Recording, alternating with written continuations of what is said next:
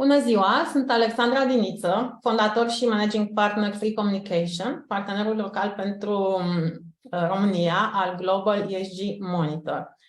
Vă mulțumesc că ați răspuns invitației noastre la această primă discuție pe un subiect care a devenit recent foarte fierbinte și pe aici, pe la noi. Sigur, ar fi frumos ca efervescența asta să nu fie datorată doar noului cadru legislativ, care practic vine peste noi, ci mai ales noi înțelegeri mai bună a realității, a faptului că este singura cale spre înainte și că viitorul nostru fie va fi sustenabil, fie nu va fi deloc, ca să parafrazez un citat celebru, și asta nu mai este de mult doar o metaforă. Vom anunța și vom dezbate astăzi împreună rezultatele Global ESG Monitor pentru România. Este pentru prima oară când companiile care alcătuiesc indicele BET20 sunt analizate alături de companii globale de referință din punct de vedere al transparenței în raportările non-financiare și subliniez al transparenței și nu al modelului de business și al modelului de raportare ESG. Fiindcă noi credem că transparența este cel mai important pilon al raportării ESG și, evident, este și cea mai importantă forță care va crea un viitor mai bun. Nu se poate fără ea. De aceea am ales să devenim parteneri locale ai acestui studiu, care în prezent este unic în lume, pentru că am vrut să știm unde suntem în acest moment în România din perspectiva transparenței, unde ar fi bine să ajungem și ce anume avem de făcut. Can we please move to the first slide of the presentation? Thanks.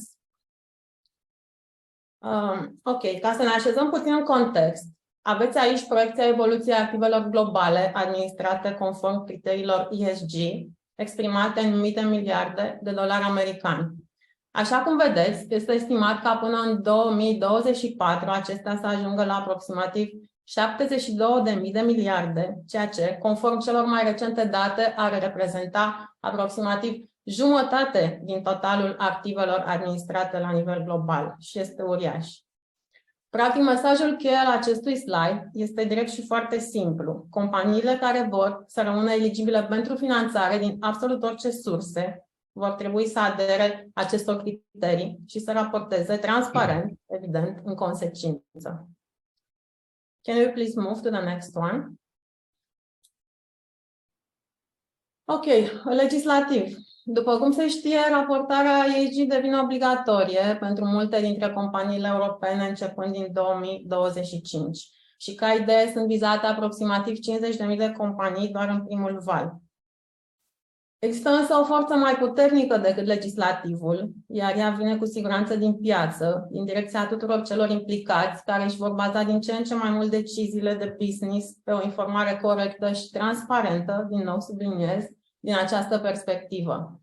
Nu mai este mult până în momentul în care niciun deținător de active financiare practic nu își va mai asuma riscul de a investi într-un business care, nu știu, spre exemplu, apelează la exploatarea copiilor prin muncă sau își discriminează angajații. Suntem deja acolo și vom fi din ce în ce mai mult în această paradigmă. În acest slide vedeți evoluția strategiei europene pentru o finanțare durabilă, care a început practic în 2014 cu directiva de raportare non-financiară și care va marca un moment esențial odată cu aplicarea directivei privind raportarea de sustenabilitate corporativă, despre care în momentul ăsta vorbește toată lumea. Ea va intra în vigoare în 2024 și va avea efect în 2025. Punctele cheie ale strategiei vizează practic adoptarea unor standarde uniforme de raportare, pentru că este o mare problemă în acest moment faptul că nu există. Definirea clară a materialității, obligativitatea auditării, iarăși foarte important, și alte măsuri menite să crească gradul de transparență și de relevanță al raportărilor. Obiectivul final fiind o Europă sustenabilă, evident, printr-o reglementare clară a acestor sectoare financiar și corporate.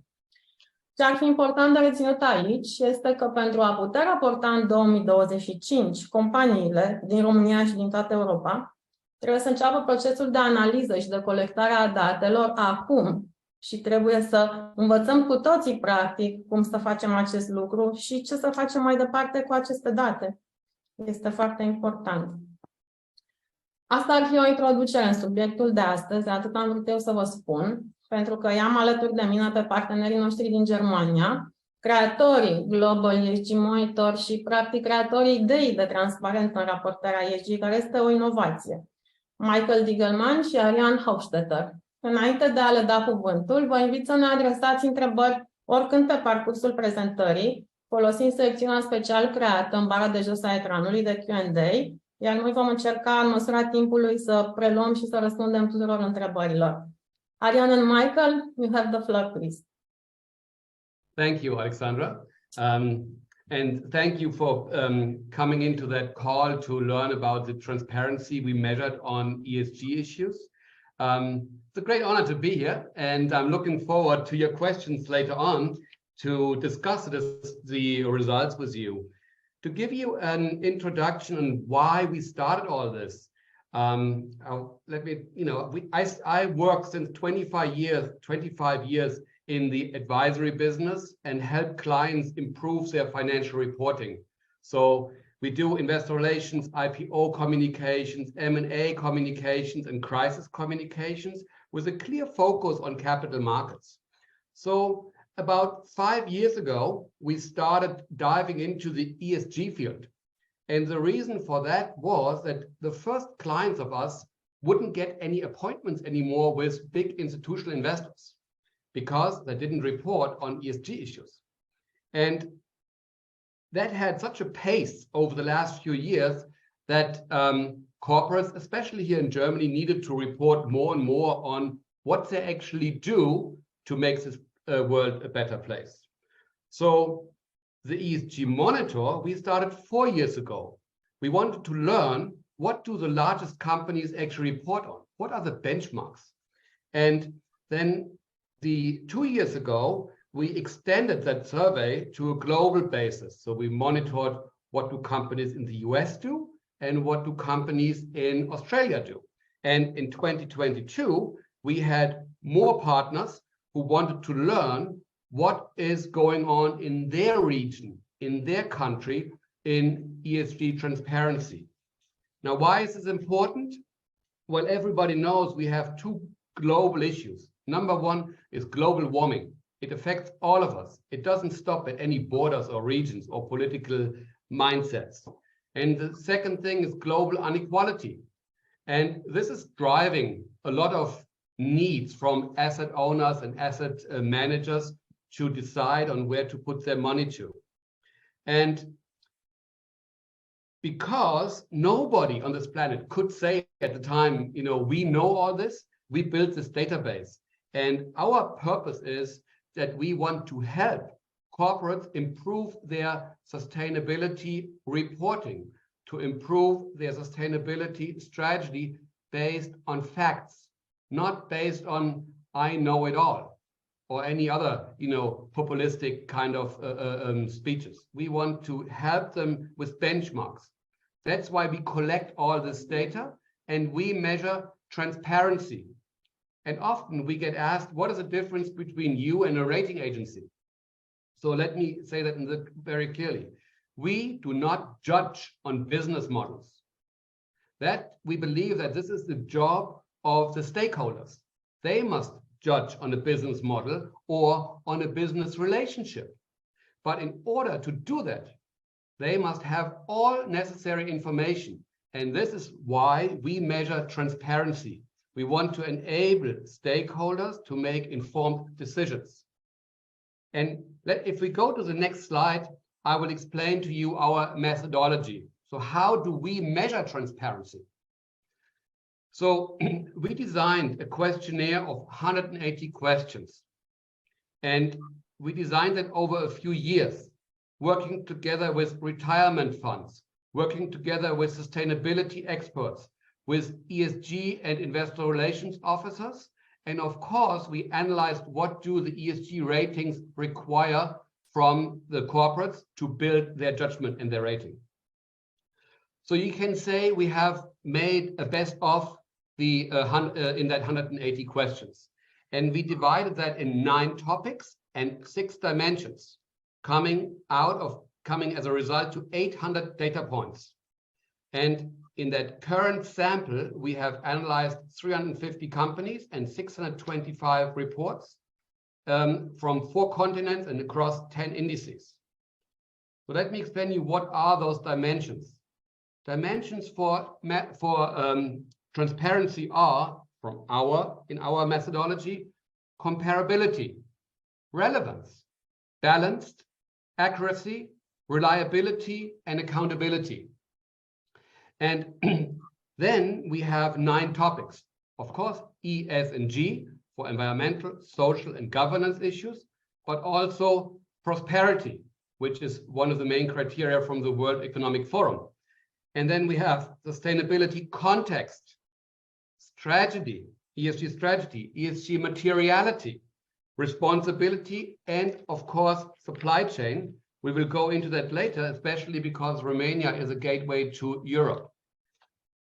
So on the next slide, you see the total scoring across all indices that we analyzed. And you see that the BET 20 became last on average. And what is to be stated here is that they're also 10 points on average below the second lowest performer, the WIG 20 from Poland. So if you see that, and if you remember what Alexandra said, there's a need to report on ESG issues to A, stay investable and continue to be part of a supply chain, and B, to comply with regulations.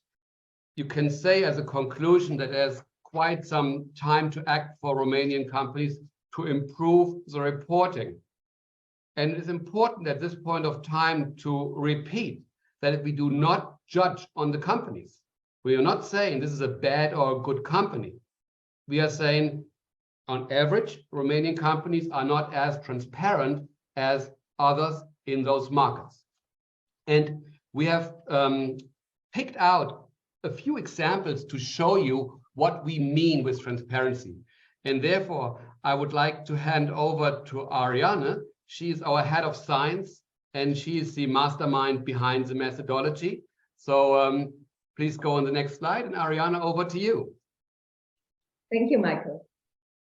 One more slide on transparency ranking, and I would like to, I know you would like to look at the companies first, but show at the scale above on the chart, which shows you our 4 quartiles.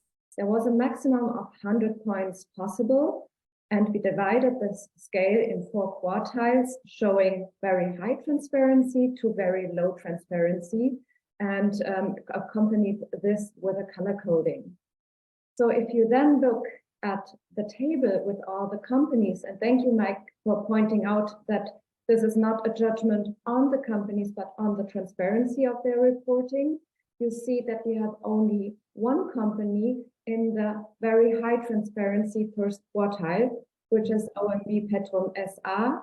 And this company is on rank 23 internationally, together with SANS China, for example, from Hang Seng, or Abbott Laboratories from the S&P 50 USA. The little pie chart on the bottom of the page shows you the distribution, and you can see that most of the companies are in the 2nd and the 3rd quartile, but we have also 25%, which you can see here on the right side, 5 companies being in the very low transparency lowest quartile. Those companies, again, are not bad companies, but have to improve the transparency of their ESG reporting. Next slide, please. To show you why the scores are the way we showed them to you so far, we brought you some examples. And the first example is on reliability. And companies have 2 ways to demonstrate their reliability.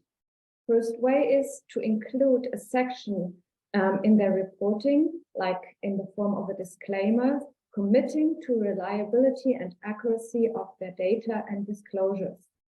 And you see here that only 15% of the BET 20 companies so far use this possibility to make such a statement. Compared to Euro Stocks, we have 92% of companies doing this. On the right side, you see the second option for reliability or trust. This is to give the non-financial information to an external audit and have it assured. And this have 30% of all BET20 companies done so far, and compared to 84% in Eurostoxx. And if you remember what Alexandra said before with CSRD, one of the things we are expecting is the need for companies to have their non-financial information assured, and the level of assurance will be increased from the lowest level to a very high level. So it's very important for the BET20 companies who do not do this yet to focus on preparing, because it's not very easy to have your report audited. You have to make sure that everything they want to see in there is already in there, and it's just some kind of work, and the time is running. Next slide, please. On this slide, you see a gap analysis of the BET20. And the BET is here our yellow line, and we compare it to the Eurostoxx, which is the darker line. And you see the ideal report, which would be the black line on the outer level. Again, you see the colors in the center, very dark colors for the very low transparency quartile, and in the corners, the very high transparency. And you see that the BET is in the second to in the third to fourth quartile in many aspects. Let us look at environment. Here, the BET only achieves on average 39% of all possible points. The Eurostoxx has already 85% here, and the ideal would be the 100%. And if we look at those gaps then in detail for the environmental part, we see it's a lack of information on resource efficiency goals and planned goal achievement for time frames, which we missed in the BET. We also missed that a lot of companies did not state anything about their contribution to the Paris Agreement to limit global warming. We have limited information on greenhouse gases in the BET. And we have a lack of information on the use of renewable energies. You see the discussion about climate warming everywhere in the world right now. This is a relevant topic, a holistic topic, as we call it, for reporting.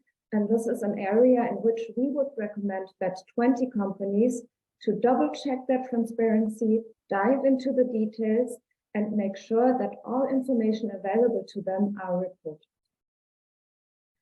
Same for social dimension, 33% of all possible points here.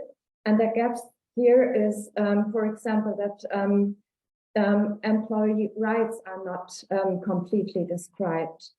It's not, there's not so much information about incidents of child or forced labor or strategies which are pursued to limit child and forced labor.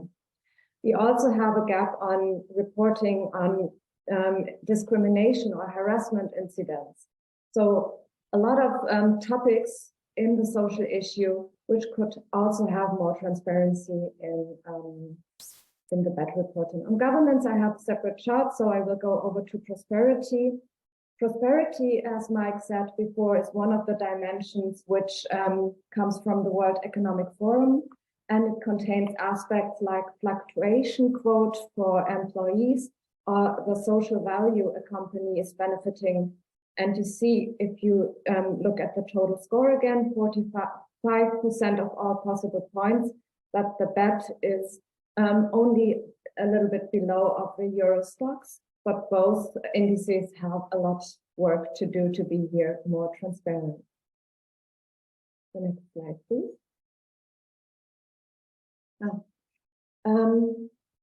On this slide, I would like to address the right side first, which shows you the commitment to the SDGs in BET20.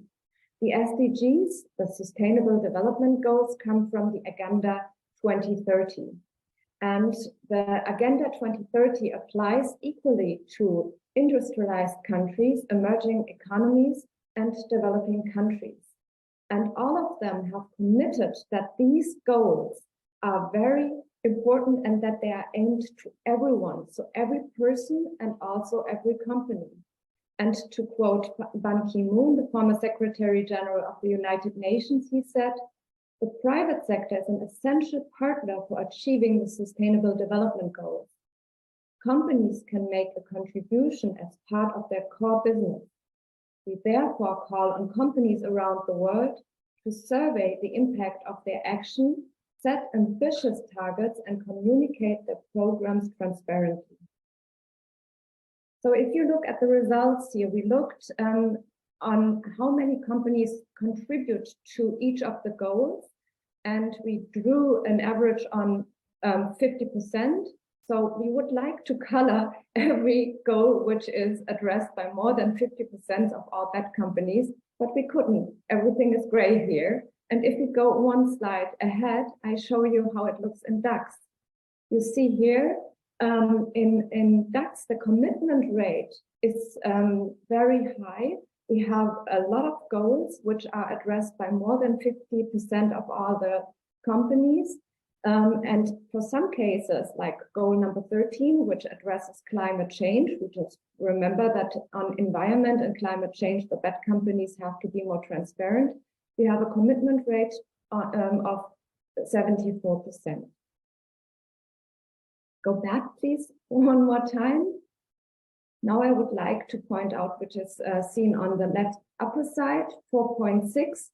That's the average number of frameworks and standards which are mentioned by the BAT 20 companies. Frameworks and standards, they help to standardize reporting. Why is this important? Because one of the goals is that stakeholders are able to compare companies and their performance throughout the years, but also throughout sectors, throughout branches, or just throughout a certain peer group. And standards and frameworks should help to make this comparison possible. And they are also meant to increase the quality of reporting. You see that 4.6 as the average indicated is much lower than in Eurostoxx with 12.3 frameworks. And one could argue, okay, isn't focus much better than having a lot of frameworks? Then I would like to point out the overall averages Mike showed you in the beginning, showing you that that is on the last position in our ranking of the 10 indices, and having a comparably low number of frameworks mentioned. And we also suspect that the fulfilling degree of the frameworks mentioned is not very high yet. So we would also recommend for BAT 20 companies to strive for a high fulfillment rate of all the frameworks they mention, because we think then the average number is not as much an indicator as it is right now. Next slide. And then again, next slide. So 2 slides. Yeah. And here's where I'm coming in about the strategy. To bring that into context, the Agenda 2030 by the United Nations was also signed by the Romanian government. So it is a need to act and report on those issues. Otherwise, the country cannot meet their goals. And if you look at strategy on this slide, what we found is on the left-hand side, you see 60% of the BET companies, which means 12 out of 20, provide an overview on their sustainability strategy. That's good. They do that. So 60% do, but the opposite means 40%. So 8 companies do not report on a strategy. And when we show you this data, and the question is, why do we actually look at all the BET companies? Well, because they are reflecting the overall state of a nation's economy. So it is like an early indicator how it could look like all over the other small and medium-sized companies. So again, coming back to the data, 60% provide a sustainable strategy, and also 60% disclose goals. But now if you go to the right-hand side, you see that only 50% prioritize those goals compared to 66% in the Euro stocks. And if you go to the fourth item here, you see that only 30% explain why those goals have been prioritized. Now, to bring that into context, if you look at an investor meeting, for example, one of the questions investors always ask is about your strategy. How do you want to, grow in the future? And if you look at that data, then the investors or the other stakeholders, they can't really make a decision on whether the strategy is good or bad because the transparency is lacking. And when you see all this data, please always calculate vice versa. So if only 30% explain why these goals have been prioritized, that means 70% do not do that. And that's quite a number. However, we see that trend across many indices that the deeper you dig, the less transparent corporates get. So in that specific item, explain why these goals have been prioritized.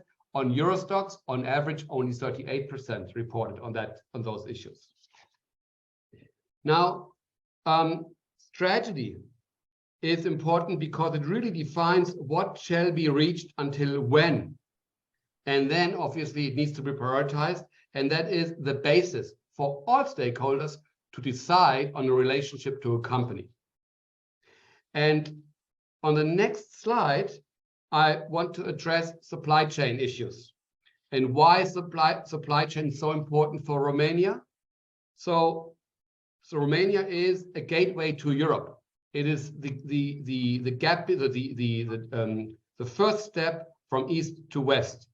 And also Romanian companies often belong to supply chains in Western Europe. However, only 30%, meaning 6 companies, describe their supply chain. And only 20% monitor their suppliers on environmental issues through surveys, audits, site visits, and or other questionnaires. Now, that can lead to quite some issues further on, because if you compare to DAX companies or to Eurostoxx companies, when you do make business with those corporates, you sooner or later will have to comply to their questionnaires to provide that information. And on the right-hand side, you see samples. What do we mean with disclosing detailed information? So for example, geographic location of your suppliers, types of suppliers which you engage with, total numbers of suppliers, the estimate number of suppliers throughout the supply chain. And why it's important? Again, for example, if you want to learn whether corporates can guarantee no child labor in their products, where they have to have the information within their supply chain on how they comply to certain policies, for example, a human rights policy. And again, it's not a judgment, it's just a statement. We are stating that there's no information there. Maybe it's there, but it hasn't been reported. If it's not there and hasn't been reported, there is a need to act. And on the very bottom, you see that 70% of those companies we analyzed in the BET 20 do not give any information of the above. So you judge for yourself whether those are informations you want from the people or from the companies you do business with. Especially the environmental issues is a main criteria from the frameworks globally that they require corporates to report on those issues. And yeah, therefore, I would like to hand over to Ariane, and she will come back to the governance issue, which is also important. All in all, before Ariane, you take over, I want to make clear that the lower your transparency is, the higher your risk of greenwashing assaults can be. So transparency also helps companies to minimize risks of the accusation of greenwashing. And I think governance, which Ariane is going to speak about next, is very important, especially for investors across the planet. Ariane, next slide, please. I would like to start with a good number. 95% of the BET companies, they provide information on their governance structure. But as I promised you before when I showed you the gap analysis and said that I will talk about governance later on, this is now the time. You see, if you look at the other results, that the numbers drop. It starts on the right side with how many companies describe how they deal with unethical or unlawful behavior. And that's about whistleblowing mechanism, hotlines, guidelines, and so on. And we see that 60% of our BET 20 companies make such a statement, is more than every second company in the Romanian index. But compared to the Eurostock, we have still quite a gap. On the bottom part, you see the amount of monetary losses connected to unethical or unlawful behavior, or the indication that such cases have not occurred. So we also look, do the companies make a statement? They don't have to report a number if there's not a number there. If they can say 0, it's also fine. You see that only one BET 20 company says something about this compared to 32% of the companies in Eurostoxx. Yesterday was the day when Transparency published their corruption perception index, and they ranked Romania on rank 63 out of 180 countries. So if we look at the numbers here, the BET has more information, or more companies in the BET, 35% report on corruption incidents and actions taken than in Eurostoxx. But again, being on the rank 63 demonstrates, according to Transparency, that corruption is a topic which is highly perceived in Romania and shall therefore be a topic for Romanian companies too to address and make a statement about it. That's all we brought for examples to demonstrate or explain the results which we showed you in the beginning, and we are open for questions and look forward to a discussion. So thank you so much. Sorry, Michael. Thank you so much, Michael and Ariane. Michael, if you want to say something, otherwise I will start the Q&A session. yeah, so please send us your questions through the Q&A tool, which you find at the bottom of your screen. I think if it's in Romanian, it doesn't matter because Alex can translate. You can also download the report as of now under globalesgmonitor.com. You go to the download section and type in your email, then you get an encrypted version of the report. And if you have any further questions, even after the session, feel free to contact Ariane or myself. Alex. Great. Well, Michael, I will start this Q&A session with a question that I actually hear very often lately coming from our clients and partners. And as you can imagine, the question is, how should a company start the ESG reporting? And the second question is, how much would this cost? And a related question, a third one is, what can we do if we still don't have these budgets? What's the right approach? So many questions in one, but let me start with... I know, but I hear these questions almost every day lately. Okay. So the first advice is, if companies want to start, that's a good sign. But please start in a structured way. So define your status quo. Where are you compared to your peer group? And define what's actually needed from your stakeholders. And then the next step is to work on a professional materiality assessment, because only once you have done that, you can really build an ESG strategy. And once you have that, you can start work on a good informative report. And for reporting, it is the principle of comply or explain. Nobody requests any company to be perfect in their reporting all of a sudden. But what is requested is to explain if you don't have data to certain issues, for example. And with regards to budgets, you know, we can start with a peer group analysis, which start at about 5,000 euros. And obviously it goes up as you want to have more comparison to other peer groups members. And then if you want to build your ESG department strategy, obviously calculate or budget like a 5-digit budget to start with.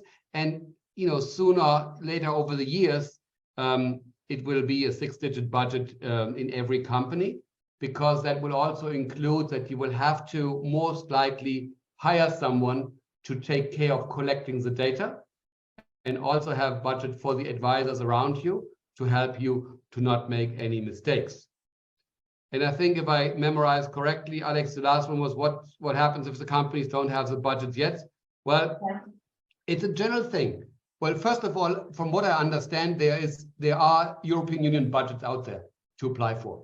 And it is a very strategic decision. And I think this is what you explained in the very beginning. The pressure is coming from the capital markets. So if you want to stay financeable or investable, you will have to comply and do it. And that's a decision you have to make, especially if you're stock listed. If you don't do it, you will lose, you know, millions in evaluation of your company.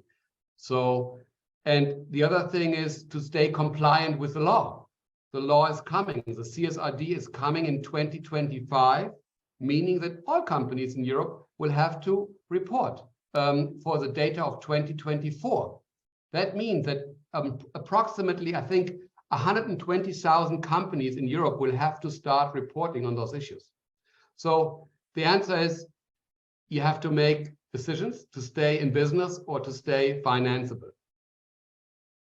So quite tough, but there is no other way, as we can understand, right? I've had those discussions here too, and the pressure from the capital markets was so high that people understood they had to make decisions. And what we learned over the year, this is really good to improve your overall strategy too, because you get lots of input from your stakeholders, especially when you engage with them in a materiality assessment on ideas, initiatives, creativity, new products, or risks, what not to do. So it's really helpful to do that. Thanks. Okay, now we have questions from the audience. I will start in the order that are written here in the chat. So the first question is, what will be the consequences for a company, especially a public company, which does not respect the new directive that will start in 2024? How difficult would be for such a company to have access to financing in such a situation? Okay, so the legal consequence, obviously, I'm not a lawyer. I can't really say exactly what it means on a legal issue, but the risks of being sued obviously increases if you don't comply to the law. I think that other than the legal consequences, the market consequences are much higher. Because if you don't comply to existing regulations, investors may not be able to invest in you anymore because you don't comply to certain regulations. So the consequence is that you will have it much more difficult to find financial liquidity towards your company. And the consequence can also be that you lose lots of valuation because simply you don't qualify for funds that need to invest their money under certain regulations. So I would take that very serious, and I've seen it here over the last years that our clients had those emails coming in every second day. If you don't report more transparent on sustainability issues, we may have to divest out of your stock. So it happens here, it happens in other countries, and it will happen also in Romania sooner or later. Okay. And now the next question from the audience, it's actually a very long question. I think, Michael, you can see it in the chat as well. I will try to summarize it. The main message and the question is, do you think we are heading to a future in which ESG requirements will be formalized into some sort of rating system with scale similar to those used in the credit rating system, like high grade, investment grade, junk, and all sorts of institutional investors would be required by regulation to comply? So the answer is that is already in place. So if you look at the ESG ratings from Sustainalytics, ISS, MSCI, S&P, they have those scores. So this is already there.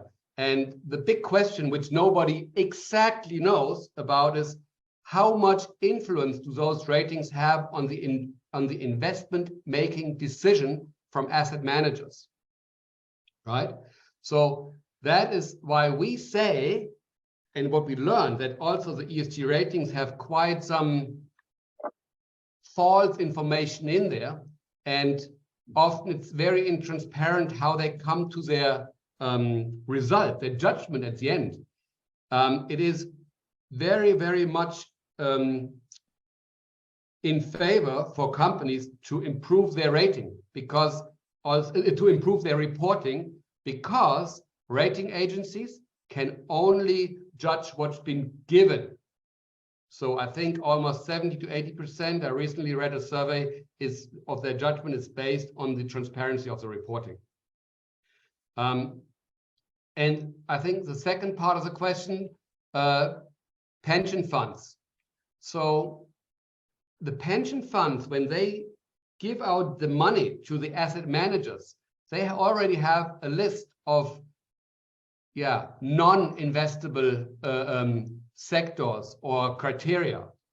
So, for example, oil and gas. Some investors say, we don't want you to invest our money into that field.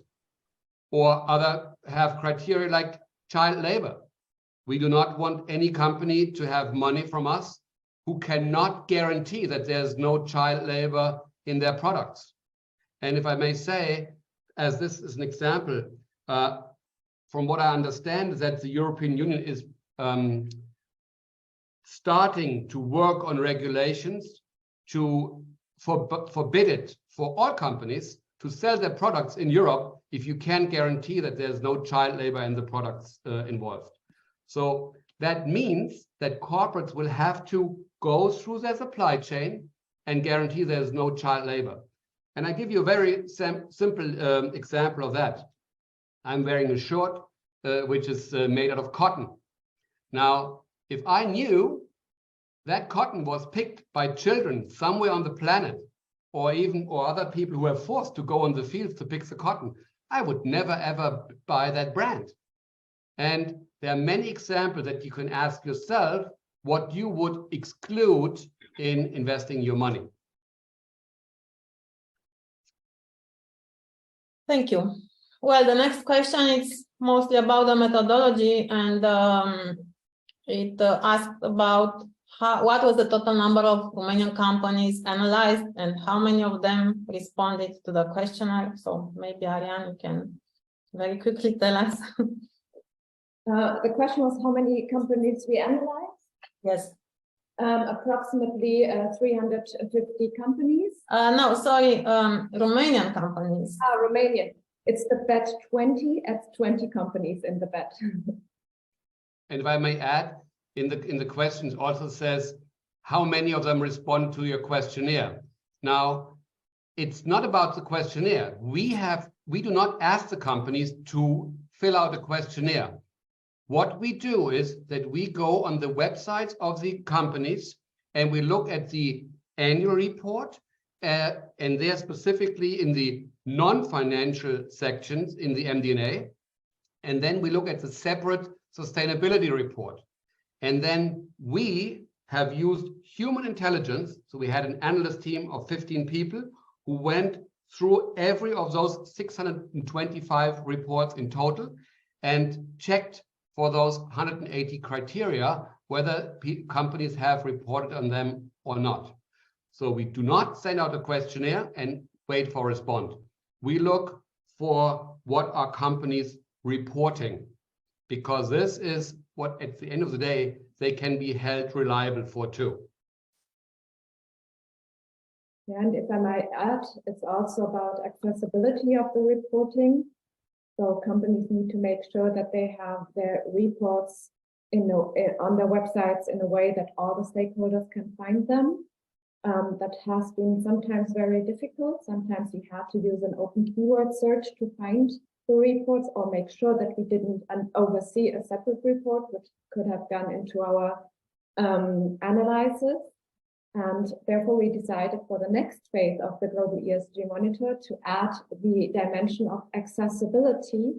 And we also will look at accessibility of information, meaning how good is information findable in the reports, because we also see by companies referring to an increasing number of standards and frameworks that there's a lot of ticking the boxes, which leads to hundreds and hundreds of pages, make it difficult to find a specific information, especially since most of the reports are not readable for machines. That's also a reason why we decided not to use artificial intelligence, but to use human intelligence to evaluate the reports, because even sometimes a simple keyword search didn't bring the results, even though we knew by going through the table of content that a certain information or chapter on a certain topic is there. So we had to read and go through and understand, and decided, having all these experiences, to add accessibility for the next round. Thank you. Now I have a question that I've also had lately about competitivity, meaning that what are the chances for let's say an European company which will be very, very well regulated in this respect in the future to compete with, let's say, a Chinese company which will be not regulated at all, probably? How does this fit into the global environment, and where will this lead to? May I? Well, as you remember, we showed you the overall scoring, having also the Hang Seng or the S&P 50 Asia, and these indices are already scoring better on transparency than the BET is doing at the moment, being part of Europe and underlying what is happening in Europe in terms of regulations since a couple of years now. Also, another topic is supply chains, because as Michael said before, the pressure is also coming from the supply chain, and it's coming from the capital markets. So sustainability is not limited to borders, it's not limited to indices. We will have, through pressures, an intertwined relationship of all the companies, and that leads to a necessity of reporting on non-financial information, whether you like it or not. And if I may add to that, your question was what happens to those companies who may not be regulated. See, regulation is affecting all companies. And even when you go through the slides later on, you see on the second slide that Alexandra presented on the legal changes, it says that even the extension of the reporting requirements to non-European companies, if they generate net sales of 150 million within the European Union, have at least one branch in the EU subsidiary, they have to report as well. So it is the larger companies for now, but it's affecting everybody. Okay, the next question comes from the audience as well, and it's about where is Romania positioned in the European Union regarding the ESG overall. So that is shown in the slide for the total scoring, where you see the all indices. you are at the end of that scoring in terms of transparency. And if you look at it positive, you have the biggest chances to improve drastically. And it is a communication issue. And then it's also about processes and strategic decisions on what corporates want or do not want. And if I may add, it's also not about performance, because what we measure is transparency. So to give you a concrete example, for us, it would be important that you say something about your scope 1, scope 2, or scope 3 emissions, but we do not judge how high these emissions are. We evaluate this. We have this number, as you can see in the regional report Romania. We have the numbers in there, but we do not judge on the height of those emissions. We just want to make sure that they are there to help stakeholders to evaluate the numbers, compare them to whatever they want to compare them to, and make informed decisions. Okay, Michael, I think you can see the next question. The question is, can we extrapolate the results for BET20 to the entire Romanian private environment?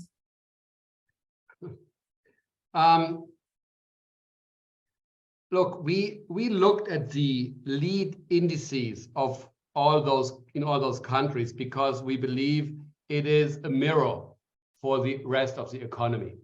So because the BET20 are the spearhead of companies of Romania, and they should be a good example on the reporting.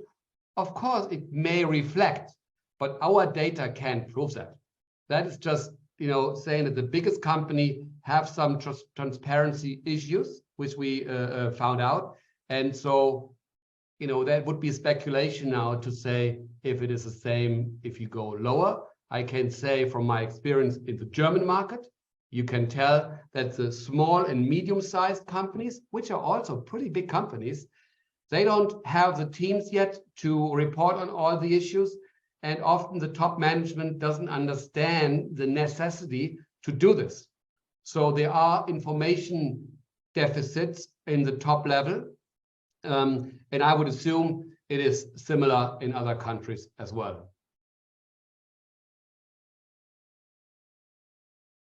Okay, and maybe we can also answer the next one, which says, you say regulation is already in place, but is it enough to prevent or at least hedge financial losses from ESG motivated divestments? How do you deal with conflicting requirements? Look, I saw this question. I'm not an investor. And how do you deal with conflicting requirements? If you look at the overall state of how assets are being invested, it is changing. Nobody knows the exact answer to that. But what do companies need to do? Well, first of all, they must understand what's ahead of them. Because if you don't understand what's coming, you can't make decisions. And then, again, that's why we're measuring transparency. You can only decide on things that you have measured. So you can't manage what you haven't measured is a principle of management. That's why I say, yes, there may be conflicting requirements from several investment companies, that is possible. But for the corporations, of course, they have to comply to it. And then if they see a conflict, they must be able to talk about it, explain why they see a conflict. So there is a general dilemma of, profitability and maybe focus on sustainability issues. But in order to discuss that in detail, the first thing corporates really have to learn is that they have to dig into that topic and start being a student, because it is not going to go away. So, and if I may add something to that, Alex, what I've often get asked is, the movement, especially in the United States, where they bash on ESG investing. And I think that is a very political motivated thing, because that movement has started in the 70s. Because since then, we know that we have global warming. And if you look at what happened in 1987, the Kyoto Agreement was agreed to. That's almost 30 years ago. It took 10 years to come into place. And then it took another 10 years, 2015, for the Paris Agreement for countries worldwide to agree that we have to limit global warming. So nobody can really say we didn't know. And all that ESG bashing, it's not going to go away. It's not going to turn the wheel back. That must be aware. Everybody in responsible decisions must, in responsible positions, should be aware of that. Okay, so I still have one question here in the chat that says the accuracy and responsibility statement. Just a second. That companies put on reports can create legal liability. Is this the probable reason why so few companies in Romania have this disclaimer? So when you look at the reliability, we found that not many companies had that in there. So yes, of course, if you don't put disclaimers into your reporting, there is a chance for being sued. I think it comes to the point what I said before, the biggest threat when you are intransparent is coming from the market.